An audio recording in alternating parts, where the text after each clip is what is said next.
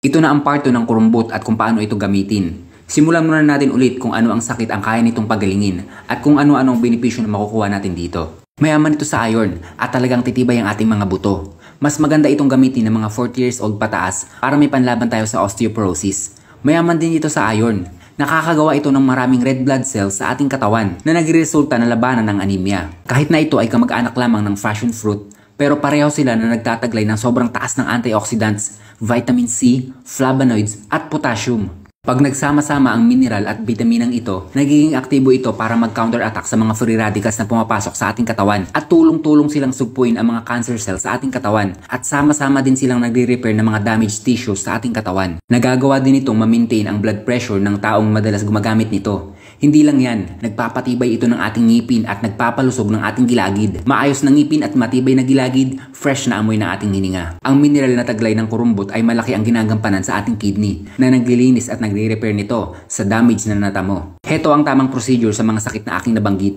Kumuha ng dahon, isama ang tangkay at isama ang ilang pirasong nakabalot sa bunga ng kurumbot. Kumuha ng sapat na paggagamitan sa buong araw.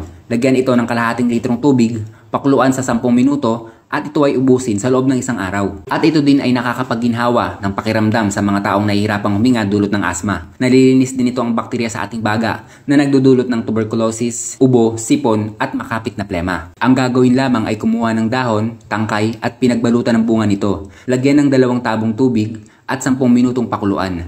Magsuob ka sa usok na nagmumula sa pinagkuluan nito. Gumamit ng towel para makulob ito at itapat sa ating muka at sa kalanghapin ng usok. Mas mainam kung gumamit ng kumot, ikulob ang buong katawan, hubarin ang kasuotan para lumabas ang pawis. Para naman sa mga butlig-butlig sa katawan at pangangati at iba pang skin infection, magagamot din ito. Maglaga lang ng ugat, dahon at tangkay nito, lagyan ng 3 tabong tubig, pakuluan ng 10 minuto. At ito ay pagkasyahin ipaligo sa buong katawan. Ikuskus ang nilagang dahon, ugat at tangkay sa parte ng katawan na makati. Huwag gagamit ng sabon at shampoo at huwag na itong banlawan. Gawin ito araw-araw. Pwede din maligo muna para makapag-shampoo at makapagsabon, saka ipaligo ang pinagpakuluan. Samantala, ang pinatuyong buong halaman kasama ang ugat, dahon, tangkay at bunga nito ay ginagawang pulbos at ginagawang tsaa. Magandang gamot ito sa problema sa tiyan at mga bulati sa tiyan. Sa bansang Africa, ito ay madalas ipainom sa nagdadalang tao para maging active ang baby sa loob ng sinapupunan. Safe ang kurumbot sa ating kalusugan dahil wala itong mataas na kemikal para makasama sa ating kalusugan. Hindi lamang sa Pilipinas ang gumagamit at ginagawang halamang gamot ang kurumbot. Halos lahat ng bansa sa Asia ay ginagamit nito, kasama na ang iba't ibang karatig na bansa. At isang paalala po, maging alerto kung kukuha ng kurumbot dahil dito madalas nagtatago ang ahas. Dahil ang dahon nito ay palaging mamasa-masa. Ito ay gustong-gusto ng mga ahas. Sa ibang bansa, ang pagdikdik ng dahon nito ay ginagawang gamot sa taong natuklaw ng ahas. Pero hindi ko ito pinapayo. Dahil hinaagad sa pinakamalapit na paggamutan ang taong natuklaw ng ahas. Kung nagustuhan nyo ang ating video, mag-comment lang kayo kung ano ang masasabi nyo sa halamang ito. Isang dagdag kaalaman galing sa isang magsasaka.